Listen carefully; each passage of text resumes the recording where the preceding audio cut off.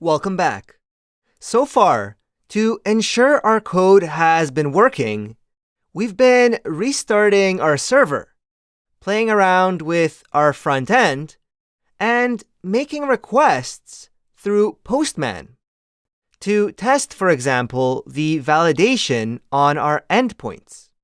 This works fine to get a general feel for how things are working, but as projects get more complex and there's more possible inputs and different endpoints, it's worth automating our tests for our APIs.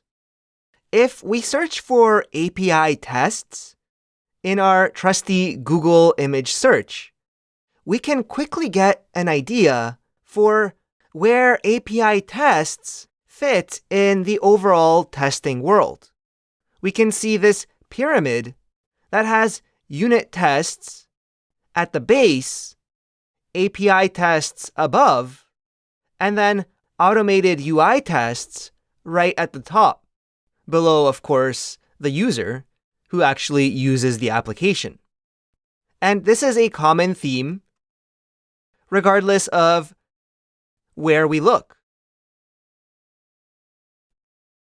When we talk about these API layer tests, we're not talking about writing unit tests, which are the most often talked about form of automated tests, where you test a piece of code in isolation. For example, testing a module to make sure that a function that adds two numbers returns that indeed 5 plus 5 is equal to 10. Testing our functions in isolation would be a unit test. And we're also not talking about end-to-end UI tests, which would test your application by interacting with the front end and making requests against your API based on what that test clicks on in your user interface. All right, enough about what we're not talking about. What we will be talking about, what's important for our Node servers and APIs, is API tests, where we test the request coming in, going through all of our middleware, being processed by our request handler, and being sent back as a response.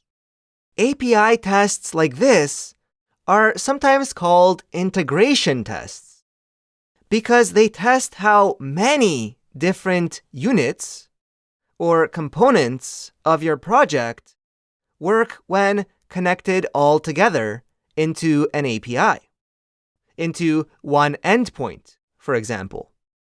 Let's jump in and find out exactly how we can write API tests in Node. I'll see you soon.